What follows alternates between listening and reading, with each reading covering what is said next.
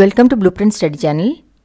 ఈ వీడియోలో మనము మార్చ్ 1, 2024 సెషన్ 1 నడిచిన AP TET paper 1A CDP అంటే చైల్డ్ డెవలప్మెంట్ అండ్ సైకాలజీ, ఈ పేపర్ని సాల్వ్ చేద్దాం.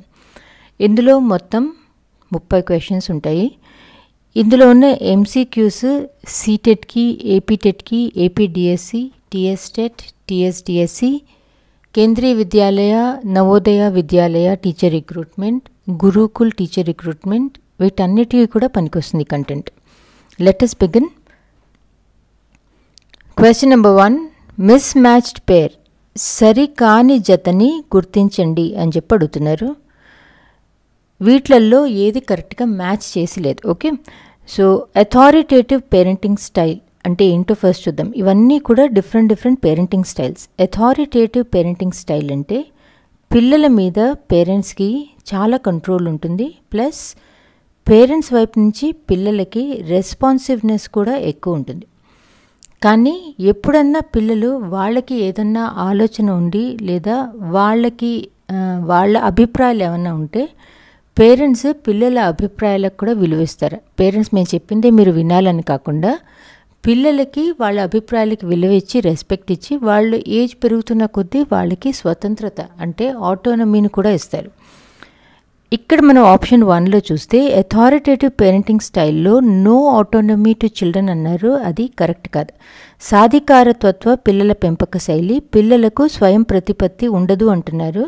కానీ పిల్లల అభిప్రాయాలకి పేరెంట్స్ విలువ ఇస్తారు, కంట్రోల్ ఉంటుంది కానీ విలువ ఇస్తారు. సో ఆప్షన్ 1 మిస్ మ్యాచ్డ్ పేర్ అడుగుతున్నారు కాబట్టి option 1 is the correct answer. మిగతా ఆప్షన్స్ని చూద్దాం. అథారిటేరియన్ పేరెంటింగ్ స్టైల్ అంటే ఏంటి? అథారిటేరియన్ పేరెంటింగ్ స్టైల్లో కూడా పిల్లల మీద చాలా కంట్రోల్ ఉంటుంది, పేరెంట్స్ వైపు నుంచి రెస్పాన్సివ్నెస్ కూడా ఉంటుంది. కానీ పిల్లల అభిప్రాయాల గురించి పేరెంట్స్కి అసలు ఏమీ విలువ ఇవ్వటం అలాంటివి ఏమి ఉండవు. వాళ్ళు ఏం చెప్పినా కూడా, పేరెంట్స్ తల్లిదండ్రులు ఏం చెప్పినా కూడా వివరణ లేకుండా, ప్రశ్నించకుండా పిల్లలు వాటిని పాటించాలని చెప్పి ఆశిస్తారు. అలాంటి పేరెంటింగ్ స్టైల్ని అథారిటేరియన్ పేరెంటింగ్ స్టైల్. నిరంకుశతత్వ పిల్లల శైలి, పిల్లలను అధికంగా నియంత్రిస్తారు అన్నది authoritarian parenting style.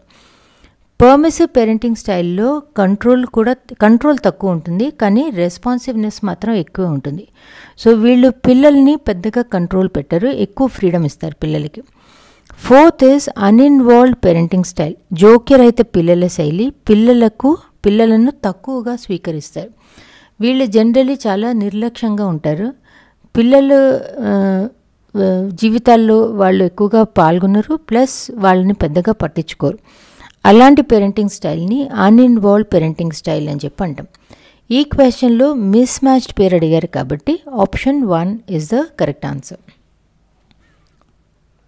Question number 2 definition అడిగి దానికి ఎవరు రాశారు, ఎవరిచ్చారు ఈ డెఫినేషన్ అని చెప్పి అడుగుతున్నారు.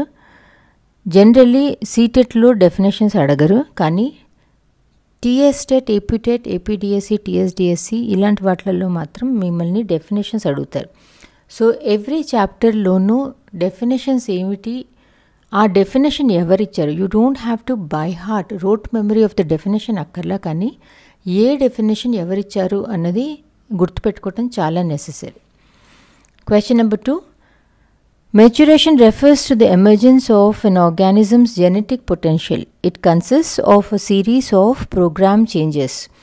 పరిపక్వం అంటే జీవి జన్యు పటిష్టాన్ని తెలుపుతుంది. ఇది ముందుగా నిర్ణయించిన ప్రణాళిక మార్పులతో జరుగుతుంది అన్నవాళ్ళు క్రేగ్.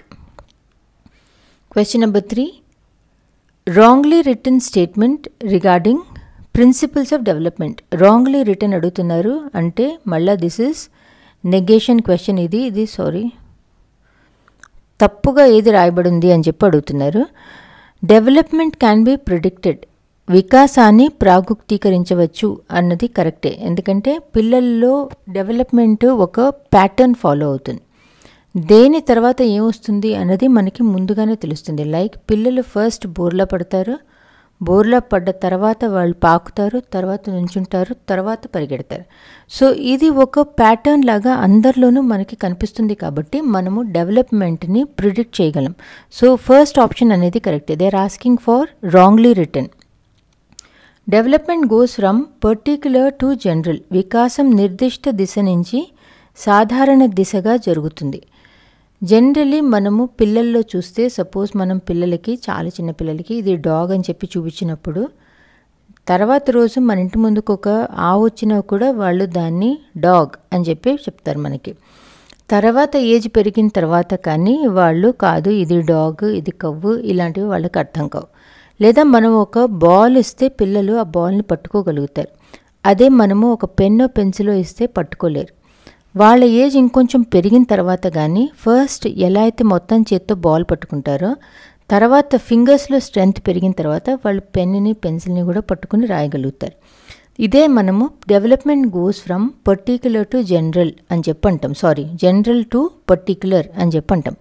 కానీ ఇక్కడ ఆప్షన్లో it goes from particular to general అన్నారు. సో వికాసం నిర్దిష్ట దశ నుంచి సాధారణ దిశగా జరుగుతుంది అన్నది కరెక్ట్గా. Development moves from general to particular. Third one, development is a continuous process. Development అనేది మనం పుట్టినప్పటి నుంచి పోయే వరకు కంటిన్యూస్గా నడుస్తూనే ఉంటుంది. వికాసం అవిచ్ఛిన్న చర్య అన్నది కూడా కరెక్టే. Option 4, development is not uniform in all stages. వికాసం అన్ని దశలలో ఒకేలా సాగదు అన్నది కరెక్ట్. ఎందుకంటే ఒక్కొక్క స్టేజ్లో రేట్ ఆఫ్ డెవలప్మెంట్ అనేది ఒక్కొక్కలాగా ఉంటుంది. ఒక్కొక్క స్టేజ్లో ఎక్కువ ఉంటుంది, ఒక్కొక్క స్టేజ్లో తక్కువ ఉంటుంది. లైక్ చాలా చిన్న పాపల్ని మనం పుట్టినప్పుడు చూస్తాం, ఇన్ఫాన్సీ అని చెప్పి అంటాం కదా. సో ఆ 0 పుట్టినప్పటి నుంచి 1 year తర్వాత చూస్తే ఇదేంటి ఎంత పెద్దగా అయిపోయారని చెప్పి అనిపిస్తుంది. అదే మనము 30 ఏళ్ల వాళ్ళని ఒకసారి కలిసి 31 ఏళ్ళకి కలిస్తే మనకి ఏం డిఫరెన్స్ కనిపించదు. సో డెవలప్మెంట్ అనేది ఒక్కొక్క స్టేజ్లో రేటు ఎక్కువ తక్కువ ఉంటుంది కాబట్టి it is not uniform in all stages అనేది కూడా కరెక్టే. ఇక్కడ తప్పుగా రాయబడింది ఏది అని అడుగుతున్నారు కాబట్టి option 2 is the correct answer. Question number 4, ఒక్కసారి పెన్ ఇంక్ ఇది చిన్నది చేసుకుందాం. Piaget did not use the following word in his theory of cognitive development. మళ్ళా నెగేషన్ did not use అని చెప్పి అడుగుతున్నారు. పియాజే తన సంజ్ఞానాత్మక సిద్ధాంతంలో ఈ క్రింది పదాన్ని ఉపయోగించలేదు. పియాజే థియరీలో స్కీమా, అసిమిలేషన్, అకామిడేషన్ వస్తాయి. స్కీమా సాంఘీకరణ, అనుగుణ్యత. స్కాఫోల్డింగ్ అనేది లీవ్ వైగాట్స్కీ థియరీలో వస్తుంది. ఓకే, ఈ 3 మాత్రం మనకి పియాజే థియరీలో వస్తాయి. స్కీమా అంటే ఏంటి? స్కీమా అంటే పిల్లలు ఏదన్నా కొత్తగా ఏదన్నా చూసినప్పుడు వాళ్ళ మైండ్లో మెంటల్ ఫ్రేమ్వర్క్స్ దానికోసం తయారు చేసుకుంటారు. దాన్ని మనము స్కీమా అని చెప్పి అంటాం. తర్వాత ఏదన్నా కొత్త ఐటెం కనిపించినప్పుడు వాళ్ళ మైండ్లోకి వెళ్ళి ఈ మెంటల్ ఫార్మేషన్స్లో వాళ్ళు చూసిన ఐటెం ఉందా అని చెప్పి వెతుక్కుంటారు. దాన్ని అసిమిలేషన్, సాంఘీకరణ అని చెప్పి అంటాం. అకామిడేషన్ అన్నప్పుడు వాళ్ళు వెతుక్కున్నప్పుడు అక్కడ ఉన్న ఫ్రేమ్వర్క్స్లో లేనప్పుడు వాళ్ళకి ఉన్న స్కీమాని వాళ్ళు కొంచెం మోడిఫై చేసుకుందాం అని చెప్పి చూస్తారు. దాన్ని అకామిడేషన్, అనుగుణ్యత అని చెప్పి అంటాం. స్కాఫోల్డింగ్ అంటే ఎవరైనా పిల్లలకి ఏదైనా నేర్పించేప్పుడు జనరల్లీ టీచర్ లేదా ఫెసిలిటేటర్ వాళ్ళకి స్టార్టింగ్లో కొంచెం గైడెన్స్, హెల్ప్ ఇవ్వడం మొదలు పెడతారు. ఎప్పుడైతే కొంతకాలం కొంచెం పిల్లలు నేర్చుకున్న తర్వాత ఎప్పుడైతే టీచర్ కనిపిస్తుందో now they can do it on their own, teacher వాళ్ళని వాళ్ళంతటా వాళ్ళు ఇండిపెండెంట్గా చేసుకోవటానికి వదులుతారు. దాన్ని మనము స్కాఫోల్డింగ్ అని చెప్పి అంటాము. ఇది లీవ్ వైగాట్స్కీ థియరీలో వస్తుంది, పియాజే థియరీలో రాదు. పియాజే డిడ్ నాట్ యూజ్ అన్నప్పుడు scaffolding, option 4 is the correct answer. Question number 5, according to Erikson, the psychosocial conflict faced by individual in the last stage. Erikson ప్రకారం వ్యక్తి ఆఖరి దశలో ఎదుర్కొనే మనోసాంఘిక క్లిష్ట పరిస్థితి. ఎరిక్సన్ సైకోసోషల్ కాన్ఫ్లిక్ట్లో 8 స్టేజీలు ఉంటాయి. అన్ని స్టేజీలు మనం ఇక్కడ డిస్కస్ చేయలేము. లాస్ట్ స్టేజ్ అడుగుతున్నారు కాబట్టి లాస్ట్ స్టేజ్ 65+ yearsలో వస్తుంది. ఈ ఏజ్ వాళ్ళల్లో వాళ్ళు ఒకసారి they turn back and look at their life. వాళ్ళు జీవితాన్ని చూసుకున్నప్పుడు ఆ జీవితం వాళ్ళకి సక్సెస్ఫుల్గా నడిచిందా, చాలా కష్టాలు పడ్డాయా అని చెప్పి చూసుకుంటారు. సక్సెస్ఫుల్గా నడిచింది అంటే వాళ్ళకి ఒక రకమైన సాటిస్ఫాక్షన్ ఉంటుంది. అదే వాళ్ళు చాలా కష్టపడ్డారు లేదా వాళ్ళ జీవితంలో వాళ్ళకి వచ్చిన ఆపర్చునిటీస్ని వాళ్ళు వాడుకోకుండా వదిలేశారు అన్నప్పుడు వాళ్ళకి బాధ, రిగ్రెట్, నిరాశ, డిస్పైర్ ఇలాంటి ఫీలింగ్స్ ఉంటాయి. సో 65+ ఇయర్స్లో వచ్చే స్టేజ్ ఆప్షన్ 1 ఇంటెగ్రిటీ, డెస్పైర్, సమైక్యత, నిరాశ is the correct answer. Question number 6. The reason for the individual differences among children is పిల్లల్లో వైయక్తిక భేదాలకి కారణం. ఇండివిజువల్ డిఫరెన్సెస్ రావడానికి పిల్లల్లో 2 కారణాలు ఉంటాయి. 1 is heredity, అంటే మనకి పైన మన పేరెంట్స్ నుంచి ఏం జీన్స్ మనకి పాస్ ఆన్ అయ్యాయో వాటి క్వాలిటీ, అక్కడి నుంచి మనం ఎలా ఉంటాం, మనం కష్టపడతాం, మనం డిసిప్లిన్డ్గా ఉంటాం లేదా మనం చాలా ఇంటెలిజెంట్గా ఉంటాం, ఇవన్నీ కూడా మనకి జీన్స్లో వస్తాయి. రెండోది ఎన్వైర్న్మెంట్, అంటే మన చుట్టూ ఎలాంటి ఎన్వైర్న్మెంట్ ఉంది, మనకి ఎక్స్పీరియన్సెస్ ఎలాంటివి ఉంటున్నాయి, మనకి ఎక్స్పోజర్ ఎంత దొరుకుతుంది, ఇవన్నీ మనకి ఎన్వైర్న్మెంట్ కిందకు వస్తాయి. So the reason for the individual differences among చిల్డ్రన్లో మనకి పైనుంచి వచ్చిన క్వాలిటీస్ ప్లస్ మన జీవితంలో మనకున్న ఎక్స్పీరియన్సెస్, ఎక్స్పోజర్ అండ్ సపోర్ట్, దీనివల్ల ఒక పిల్లలు కొంచెం ఎక్కువ చేస్తారు, కొంతమంది పిల్లలు తక్కువ చేస్తారు. సో 2 కూడా they are reasons for the individual differences among children. So the reason for the individual differences among children is heredity, అనువంశికత, ఎన్వైర్న్మెంట్, పరిసరాలు. బోత్ హెరిడిటీ అండ్ ఎన్వైర్న్మెంట్, అనువంశికత, పరిసరాలు 2, మెచ్యురేషన్, ఇంటెలిజెన్స్, పరిపక్వత, ప్రజ్ఞ. Question number 7. Theory of multiple intelligences was proposed by, ఇది అందరికీ తెలిసిందే, బహుళ ప్రజ్ఞా సిద్ధాంతమును ప్రతిపాదించిన వాళ్ళు హావర్డ్ గార్డనర్. స్పియర్మెన్ అన్న ఆయన మనకి జీ ఫ్యాక్టర్ థియరీ ఇచ్చారు, general intelligence factor theory. Guilford అన్న ఆయన he gave us a structure on intellect model with multiple abilities. Thorndike కూడా మనందరికీ తెలిసిందే, బిఎడ్లో చాలా important topic. He gave us learning theory and animal behaviour. Question number 8. The persons with creativity in general possess the following type of thinking. సృజనాత్మక కల వ్యక్తులలో సాధారణంగా ఉండే ఆలోచన రకం. జనరలీ క్రియేటివిటీ ఉన్నప్పుడు మనం వాళ్ళకి ఈ పని మనం ఎలా చేయాలి అని వాళ్ళకి ఇస్తే, క్రియేటివిటీ ఉన్నవాళ్ళు మనకి ఈ పని ఇలా చేయొచ్చు అని చెప్పి చెప్తారు. ఇలా వేరే వేరే రకాలుగా ఒకటే పాయింట్ నుంచి వాళ్ళు ఇన్ని ఆలోచనలు మనకి ఇన్ని సొల్యూషన్స్ ఇచ్చినప్పుడు దీన్ని మనము డైవర్జెంట్ థింకింగ్ అని చెప్పి అంటాం.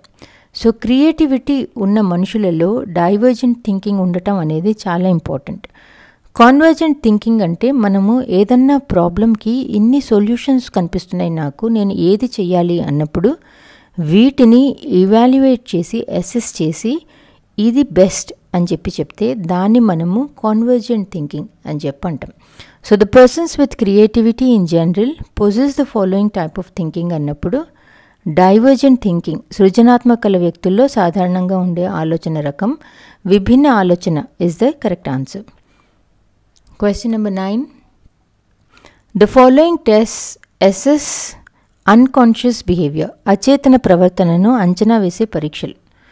అన్కాన్షియస్ బిహేవియర్ అంటే మనకి తెలియకుండానే కొన్ని పనులు, కొన్ని బాడీ లాంగ్వేజెస్ మనం ఇస్తూ ఉంటాం. అలాంటి వాటిని అన్కాన్షియస్ బిహేవియర్ అని చెప్పంటాం. ఇన్వెంటరీస్, క్వశ్చనరీస్ అంటే శోధకులు, ప్రశ్నావళులు ఏంటంటే వాళ్ళు మనకి ఒక లిస్ట్ ఆఫ్ క్వశ్చన్స్ ఇచ్చి మనకి ఆప్షన్స్ టిక్ చేయమంటారు. మనకు తెలుసు వాళ్ళు మన పర్సనాలిటీని అసెస్ చేస్తున్నారని చెప్పి. సో యాక్చువల్లీ మన పర్సనాలిటీ ఏ అయినా కూడా మనము డి అని చెప్పి టిక్ చేస్తాం. అన్కాన్షియస్ బిహేవియర్ని ట్యాప్ చేయటానికి అని చెప్పి వాళ్ళు మనకి ప్రొజెక్టివ్ టెస్ట్, ప్రక్షేపక పరీక్షలు ఇస్తారు. ఇందులో జనరలీ వాళ్ళు ఇంక్ బ్లాట్స్ లేదా పిక్చర్స్ ద్వారా మనని టెస్ట్ చేస్తారు. దీంట్లో ఏదైతే మనము రెస్పాన్స్ ఇస్తామో దట్ విల్ రివీల్ మన మనసులో ఏం ఆలోచన ఉంది, మన ఫీలింగ్స్ ఏంటి, మన మోటివేషన్ ఏంటి అన్నది వీటి ద్వారా డిస్క్లోజ్ అవుతాయి. సో ఆప్షన్ 4 ప్రొజెక్టివ్ టెస్ట్, ప్రక్షేపక పరీక్షలు ఇస్ ద కరెక్ట్ ఆన్సర్.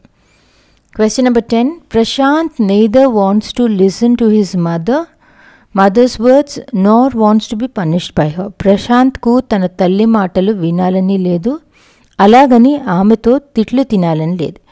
ఈ సందర్భంలో ప్రశాంత్ సంఘర్షణ, ఇది రెండు వద్దు, ఇది కూడా వద్దు, వినాలని లేదు, తిట్లు తినాలని లేదు, రెండు వద్దు, రెండు అవాయిడ్ చేద్దామని చూస్తున్నారు. కాబట్టి అవాయిడెన్స్ పరిహార approach is the correct answer. Question number 11. First psychological laboratory was established by. మొదటి మనోవిజ్ఞాన ప్రయోగశాల స్థాపించిన వాళ్ళు విల్హెల్మ్ వూంట్. ఓకే, సో ఈయన he was a German psychologist. 1879లో he established the first experimental psychological laboratory in University of Leipzig in Germany. Watson and he is the father of behaviorism. Ebbinghaus ante Hermann Ebbinghaus, ఈయన study of మెమరీకి చాలా popular. Sir Francis Galton and he is very famous for his work on intelligence and heredity. Question number 12. One of the following is a primary need. Ante he is talking about Maslow's hierarchy of needs.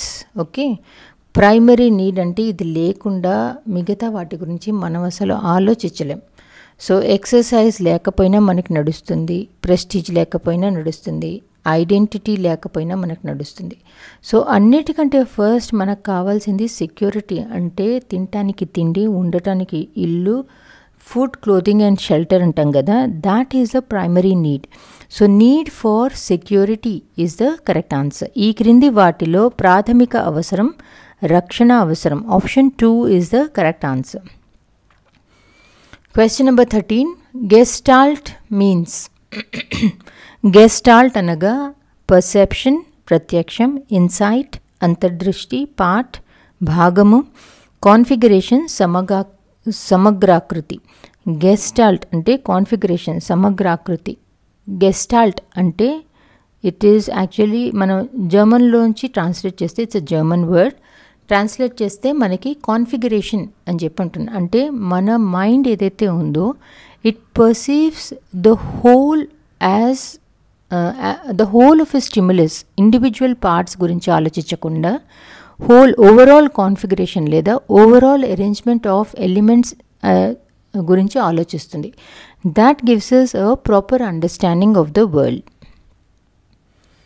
Question number 14. According to Bandura, the mental processes that takes in learning through imitation are. Bandura ప్రకారం అనుకరణ అభ్యసనలో మానసిక ప్రక్రియలు. Generally ఇవి ఏవైతే ఇచ్చారో these are coping up mechanisms, mental processes for coping mechanisms ఇవి. Okay, so ఇందులో ఇమిటేషన్, లెర్నింగ్ త్రూ ఇమిటేషన్ అంటున్నారు కాబట్టి option 1 identification, internalisation,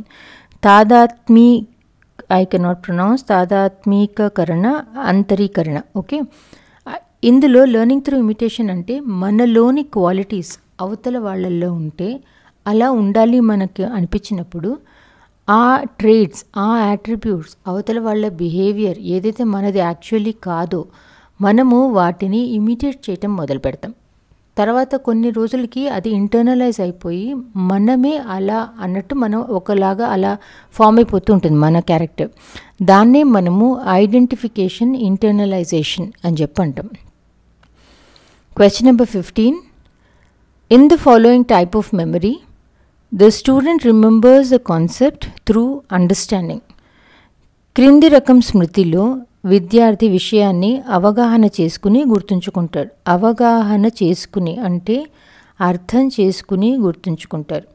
immediate memory తక్షణ స్మృతి, రోట్ మెమరీ బట్టి స్మృతి, లాజికల్ మెమరీ తార్కిక స్మృతి, ప్యాసివ్ మెమరీ నిష్క్రియాత్మక స్మృతి. I'm not able to pronounce this. Okay, understanding అంటే అవగాహన చేసుకుని ఏదైతే మనం గుర్తుపెట్టుకుంటామో that is our logical memory, తార్కిక స్మృతి. ఇమ్మీడియట్ మెమరీ అనేది it's a short term memory, అంటే చిన్న ఇన్ఫర్మేషన్ని కాసేపు అంటే బ్రీఫ్ పీరియడ్ కోసం గుర్తుపెట్టుకుంటే అది ఇమ్మీడియట్ మెమరీ, తక్షణ మెమరీ. రోట్ మెమరీ అంటే అర్థం చేసుకోకుండా రిపీట్ చేసి మనం నేర్చుకునేది రోట్ మెమరీ. లైక్ చిన్నప్పుడు మనం టేబుల్స్ నేర్చుకున్నాం, that is wrote memory. Passive memory అనేది స్టాండర్డ్ మెమరీ టైప్ కిందకి రాదు. ఇట్ డిపెండ్స్ మనం ఎంగేజ్మెంట్ అంటే లెవెల్ ఆఫ్ ఎంగేజ్మెంట్ ఎంత ఉందో ఆ ఇన్ఫర్మేషన్తో అన్న దాన్ని బట్టి ప్యాసివ్ యాక్టివ్ కిందకు వస్తుంది. Question number 16. A person who can play softball well wants to learn to play cricket. Here the transfer of training will be. Softball బాగా ఆడే వ్యక్తి క్రికెట్ ఆడటం నేర్చుకోదలిచాడు. ఇక్కడ అభ్యసన బదలాయింపు రకం. సాఫ్ట్బాల్ ఆల్రెడీ వచ్చేసింది కాబట్టి అందులోనూ క్రికెట్లోనూ they will share some common elements. Like ball ఎప్పుడు వస్తుంది పట్టుకోవాలి అంటే ఐ హ్యాండ్ కోఆర్డినేషన్. బాల్ వచ్చినప్పుడు మనము దాన్ని కొట్టాలి బ్యాట్తో, హిట్టింగ్ బాల్ విత్ బ్యాట్, లేదా ఫీల్డింగ్ ఎలా చేయాలి, ఇవన్నీ రెండిట్లో సేమ్గా ఉంటాయి. సో మనకి ఆల్రెడీ సాఫ్ట్బాల్ వచ్చు కాబట్టి కొన్ని ఎగ్జిస్టింగ్ స్కిల్స్ మనకు ఉన్నాయి. అలాంటప్పుడు మనకి అవి ఒక క్రికెట్ నేర్చుకునేందుకు ఒక ఫౌండేషన్ లాగా మనకి హెల్ప్ చేస్తాయి. So there is a positive transfer of learning అని చెప్పి అర్థం, అనుకూల బదలాయింపు. Question number 17. ZPD means. ZPD అనేది కూడా చాలా అందరికీ తెలిసిందే. ZPD means zone of proximal development. ఇప్పుడు జోన్ ఆఫ్ ప్రాక్సిమల్ డెవలప్మెంట్ అనేది మనకి లీవ్ వైగాట్స్కీ థియరీలో వస్తుంది, socio cultural theory of cognitive development. ఇందులో ఎప్పుడైతే ఒక లెర్నర్ ఇండిపెండెంట్గా నేర్చుకోవటం కాకుండా మోర్ నాలెడ్జబుల్ పర్సన్ అంటే తనకంటే ఎక్కువ ఎక్స్పీరియన్స్డ్ పర్సన్ గైడెన్స్ సపోర్ట్ తీసుకుంటే వాళ్ళు ఇండిపెండెంట్గా ఎంత చేయగలరో అంతకంటే ఎక్కువ చేయగలుగుతారు. లైక్ ఫర్ ఎగ్జాంపుల్ ఇప్పుడు స్విమ్మింగ్ క్లాస్కి పిల్లల్ని పంపించి నేర్చుకోండి అంటే వాళ్ళు దీన్ని నేర్చుకోవటానికి వాళ్ళకి 30 రోజులు పడుతుంది. ఇదే ఒక ట్రైనరో పేరెంటో ఉండి వాళ్ళకి దగ్గరుండి నేర్పిస్తే వీళ్ళు దీన్ని 7 రోజుల్లో నేర్చేసుకుంటారు. 30 days అయ్యేసరికి వాళ్ళు యాక్చువల్లీ ఎక్స్పర్ట్స్ అయిపోతారు. సో పేరెంట్స్ ఏదైతే సపోర్ట్ ఇచ్చి వాళ్ళని ఎంత చేయగలరో అంతకంటే ఎక్కువ చేయించగలుగుతారో పేరెంట్స్ కానీ మోర్ నాలెడ్జబుల్ పర్సన్, దాన్ని మనము జోన్ ఆఫ్ ప్రాక్సిమల్ డెవలప్మెంట్ అని చెప్పంటాం. Question number 18. In the book animal intelligence experimental studies the following learning theory was explain. Animal intelligence experimental studies అనే గ్రంథంలో వివరించబడిన అభ్యసన సిద్ధాంతం ఈజ్ ట్రయల్ అండ్ ఎర్రర్, యత్న దోష. ఇది మనకి ఇచ్చింది ఇన్స్ట్రుమెంటల్ కండిషనింగ్ అని కూడా అంటాము. ఎడ్వర్డ్ ఎల్ థార్న్డైక్ ఇచ్చారు మనకి. ఇది బిఎడ్లో మనకి చాలా స్టార్టింగ్ చాప్టర్స్లోనే ఉంటుంది అండ్ అందరం అన్ని ఎగ్జామ్స్కి చదువుకుని వెళ్ళిన థియరీ ఇది. ఈయన experiments, Thorndike experiments, cats puzzle boxes ఎలా బాక్స్లోంచి వాళ్ళు ఉన్న పెట్టెలోంచి ఎలా డోర్ని తెరుచుకుని వచ్చి ఫుడ్ని తీసుకోవాలి అనేది ఈ యానిమల్ ఇంటెలిజెన్స్ ఎక్స్పెరిమెంటల్ స్టడీస్ పుస్తకంలో రాసింది. Question number 19. Characterisation receiving belongs to the following domain. శీల స్థాపన, గ్రహించటం ఈ రంగానికి చెందుతాయి. జనరలీ మనకి ఫీలింగ్స్, యాటిట్యూడ్స్, వాల్యూస్, మోటివేషన్స్ ఇలాంటివన్నీ కూడా మనకి అఫెక్టివ్ డొమైన్లో పడతాయి, అంటే భావావేశ రంగంలో పడతాయి. భావావేశ రంగంలో అన్నిటికంటే హయ్యెస్ట్ లెవెల్లో ఉన్నది క్యారెక్టరైజేషన్. ఓకే, అన్నిటికంటే లోయెస్ట్ లెవెల్లో ఉన్నది రిసీవింగ్, అంటే శీల స్థాపన అన్నది హయ్యెస్ట్ లెవెల్, గ్రహించటం అనేది లోయెస్ట్ లెవెల్లో ఉన్నాయి. క్యారెక్టరైజేషన్ అంటే మనకి మన మనసులో మనకి ఎలా ఉండాలి అని మనకి కొన్ని వాల్యూస్, బిలీఫ్స్ ఉంటాయి. సో మనం ఏం చేసినా కూడా మన జీవితంలోని బిహేవియర్ మొత్తం కూడా మన వాల్యూ సిస్టమ్, మన బిలీఫ్ మీద బేస్ చేసి ఉంటుంది. దాన్ని మనము క్యారెక్టరైజేషన్ అని చెప్పంటాం. రిసీవింగ్ అన్నప్పుడు ఎదురుగుండా ఎవరైనా సరే మనకి ఏం చెప్పినా కూడా వాళ్ళది కరెక్ట్ అంటే మనము ఆ బుట్టలో పడిపోయి అలానే మన జీవితాన్ని నడిపిస్తూ ఉంటాం. అలాంటి ఒక బిహేవియర్ని మనము రిసీవింగ్ అని చెప్పంటాం. సో క్యారెక్టరైజేషన్, రిసీవింగ్ అనేవి they belong to the following domain అన్నప్పుడు అఫెక్టివ్ డొమైన్, భావావేశ రంగం is the correct answer. Planning domain అనేది it is not any standard domain. Bloom's టాక్సానమీలో ఇలాంటిది ఏం లేదు అసలు. ప్రణాళిక డొమైన్ అనేది రంగం. సైకోమోటార్ డొమైన్ అనేది it is related to physical skills and coordination and not to feelings. Cognitive domain, జ్ఞానరంగం అనేది it is related to knowledge, comprehension, application, analysis, synthesis, evaluation. ఫీలింగ్స్తో రిలేటెడ్ కాదు కాబట్టి it cannot be the answer. So శీల స్థాపన, గ్రహించటం అనేది భావావేశ రంగం. Effective domain is the correct answer. Question number 20. The law of perpetual organization involved in recognizing this symbol as English alphabet V. ఇప్పుడు నేనున్నాను, నాకు మీరు చూపించి మ్యామ్ ఇది చదవండి అని చెప్తే నేనైతే వి అని చెప్పి చెప్తా. ఇది ఏంటి అంటే వి అని చెప్పి చెప్తా. ఎందుకంటే నా మైండ్ ఈ మధ్యలో గ్యాప్స్ ఉన్నా కూడా ఈ గ్యాప్స్ని నా మైండ్ ఫిల్ చేసేసేసి ఒక కంప్లీట్ పిక్చర్ని నాకు చెప్తుంది. సో దిస్ ఈజ్ వి అని చెప్పి చెప్తాను, కానీ actually this is not we, ఎందుకంటే చాలా గ్యాప్స్ ఉన్నాయి కాబట్టి. లేదా నేను ఒక సర్కిల్ని ఇలా డ్రా చేసి ఇదేంటి అని మిమ్మల్ని అడిగితే మీరు వెంటనే సర్కిల్ అని చెప్పి చెప్తారు, కానీ యాక్చువల్లీ చూస్తే ఇక్కడ గ్యాప్ ఉంది. గ్యాప్ ఉన్నా కూడా మన మైండ్ ఆ గ్యాప్స్ని ఫిల్ చేసి ఒక కంప్లీట్ పిక్చర్ లాగా చూస్తుంది. దాన్ని లా ఆఫ్ క్లోజర్, పూరణ నియమం అని చెప్పి అంటాం. సో వి గుర్తుని ఇంగ్లీష్ అక్షరం విగా గుర్తించటంలో గల ప్రత్యేక వ్యవస్థాపన నియమమే పూరణ నియమం, లా ఆఫ్ క్లోజర్. ఇది this was given by Gestalt psychology. Question number 21. The following is a social reinforcement given to the mentally challenged persons. క్రింది వానిలో మానసిక వికలాంగులకు ఇచ్చే పునర్బలనాలలో సాంఘిక పునర్బలనం. సాంఘిక పునర్బలనం అంటే ఇట్ ఈస్ స్మైల్, అంటే చిరునవ్వు. మనం ఎప్పుడైతే ఈ మెంటల్లీ ఛాలెంజ్ పిల్లలకి డబ్బులు ఇస్తే they may not fully understand its concept. Food అనేది అందరి మీద పనిచేస్తుందని కూడా గ్యారంటీ లేదు. రెస్ట్ అనేది it is not a reinforcement, ఇది ఓన్లీ మనకి కొంచెం రెస్ట్ పని చేసుకునేందుకు పనికి వస్తుంది. స్మైల్ అనేది it is a very powerful social reinforcer. మనము వాళ్ళు ఏదైనా పని చేసినప్పుడు మనం ఒక స్మైల్ ఇచ్చినప్పుడు it conveys a positive social interaction and approval.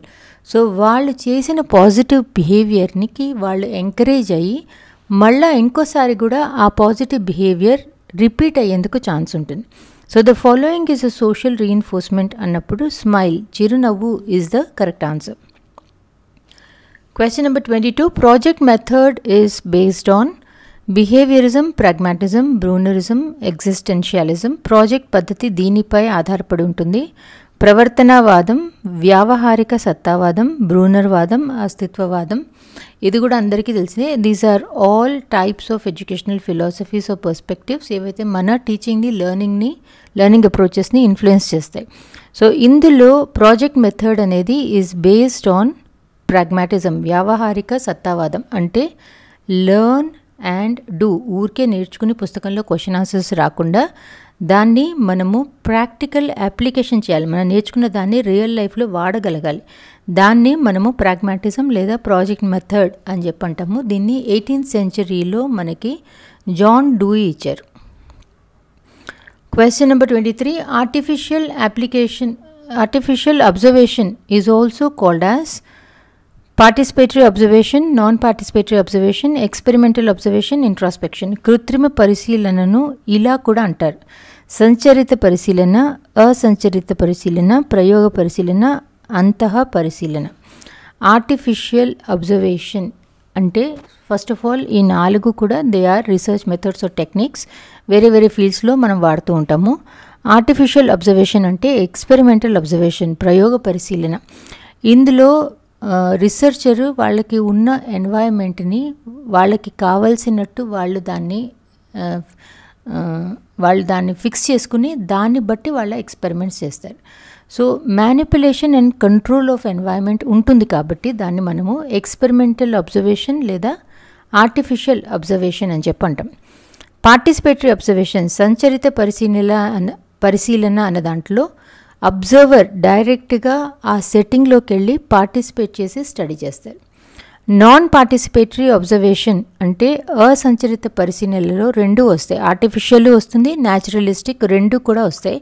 ఇందులో observer does not participate but absorbs a natural setting, అంటే వాళ్ళు డైరెక్ట్గా పార్టిసిపేట్ చేయకపోయినా ఒక న్యాచురల్ సెట్టింగ్, ఏ సెట్టింగ్ ఎలా ఉందో అలానే ఉంచేసి దాన్ని వాళ్ళు అబ్జర్వ్ చేస్తారు. ఇంట్రోస్పెక్షన్ అంతా పరిశీలన అంటే it is not related to any external behaviour, మన థాట్స్ మన ఆలోచనని మనం ఎగ్జామిన్ చేసుకోవటాన్ని ఇంట్రోస్పెక్షన్ అని చెప్పి అంటాం. ఆర్టిఫిషియల్ అబ్జర్వేషన్లో మనము ఒక సెట్టింగ్ని పెట్టుకుని ఆ సెట్టింగ్ని మనకి ఎలా కావాలి అంటే వేరియబుల్స్ని మనం మార్చుకుంటూ దాన్ని మనం అబ్జర్వ్ చేయటాన్ని ఆర్టిఫిషియల్ అబ్జర్వేషన్ లేదా ఎక్స్పెరిమెంటల్ అబ్జర్వేషన్ అని చెప్పి అంటాం. Question number 24. The type of guidance required for knowing the course to be chosen after completing 10th class. 10వ తరగతి తర్వాత ఏ కోర్స్ చదవాలో తెలుసుకొనుటకు కావలసిన మార్గదర్శకత్వం, దాన్ని ఎడ్యుకేషనల్ గైడెన్స్ అని చెప్పంటాము, విద్యాపరమైన. వొకేషనల్ అంటే generally career choices. More than career choices, ఎలాంటి జాబ్ ట్రైనింగ్ ఆర్ స్కిల్స్ కావాలి స్కూల్ తర్వాత అన్నది మనకి వొకేషనల్ గైడెన్స్ కిందకు వస్తుంది. ఫ్యామిలీ గైడెన్స్ అన్నది it may not be only for educational guidance కాకుండా it's very comprehensive, family problems గురించి కూడా ఉండేది ఫ్యామిలీ గైడెన్స్ అవుతుంది.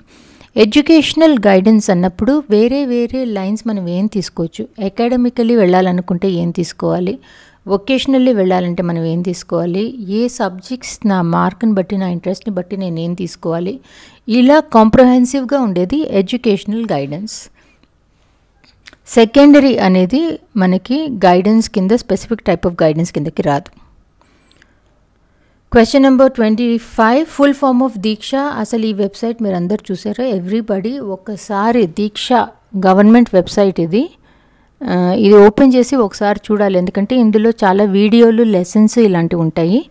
Full form of Diksha is Diksha పూర్తి రూపం digital infrastructure for knowledge sharing. ఇది ఒక website. Okay, it is launched by the government of India. దీంట్లో అయితే ఎడ్యుకేషనల్ రిసోర్సెస్ టీచర్స్కి, స్టూడెంట్స్కి, పేరెంట్స్కి వాళ్ళకి డిజిటల్ ఎడ్యుకేషనల్ రిసోర్సెస్ ఉంటాయి. And it has lots of learning materials, text books, videos, assessment, ఇవన్నీ కూడా అంటే మనం దేశంలో ఏ మూల ఉన్నా కూడా we will be able to access them అని చెప్పి స్టార్ట్ చేశారు. Question number 26. Application software among the following. క్రింది వానిలో application software is MS office. Okay, and DOS అనేది it is not a application software. DOS అనేది it is a operating system, పాతది. Windows అనేది కూడా ఆపరేటింగ్ సిస్టమ్. లీనక్స్ అనేది Windows లాగానే it is also a operating system. Question number 27. Why 1 yottabyte is equal to 1 yottabyte దీనికి సమానం. 1 yottabyte is equal to 1024 ZB. ZB అంటే జెటాబైట్, అంటే it is a unit of measurement. టెక్నాలజీలో వాడేది టు డిస్క్రైబ్ కంప్యూటర్ లేదా డివైస్లో ఎంత స్టోరేజ్ కెపాసిటీ ఉంది అని చెప్పేందుకు it's a unit of measurement. Question number 28. As per RTE 2009, the number of teaching hours from 6th to 8th classes in an academic year. RTE 2009 ప్రకారం 6 నుండి 8 తరగతులకు ఒక విద్యా సంవత్సరంలో బోధనా గంటలు. Answer is 1000. Generally exact number of teaching hours per year అని ఇవ్వరు, కానీ వారానికి టీచర్స్కి 45 వర్కింగ్ అవర్స్ ఉండాలి. దాన్ని మనం బేస్ చేసుకుని చేస్తే it comes to approximately 1000 hours. Question number 29. As per NEP 2020, the classes 1, 2 come under. NEP 2020 ప్రకారం 1, 2 తరగతులు దీని క్రింద వస్తాయి.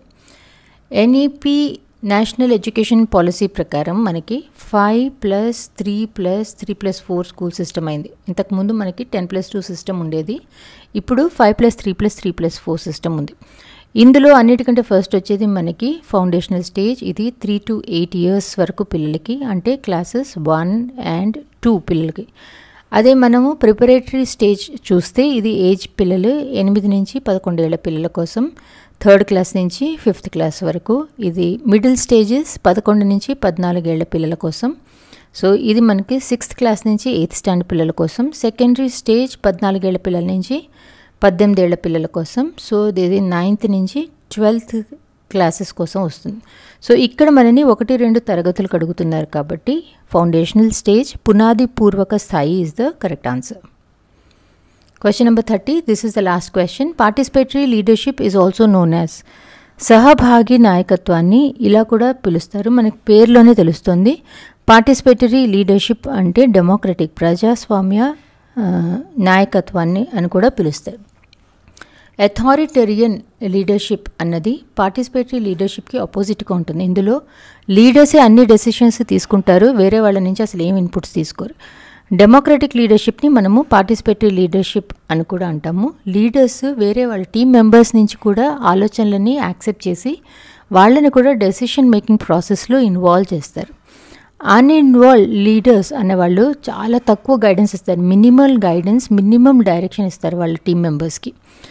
పర్మిసివ్ లీడర్స్ అనేవాళ్ళు వాళ్ళ టీమ్ మెంబర్స్కి చాలా ఫ్రీడమ్ ఇస్తారు, కానీ డెసిషన్ మేకింగ్లో వాటిల్లో అంతగా వాళ్ళు యాక్టివ్గా డెసిషన్ మేకింగ్లో పార్టిసిపేట్ చేయరు.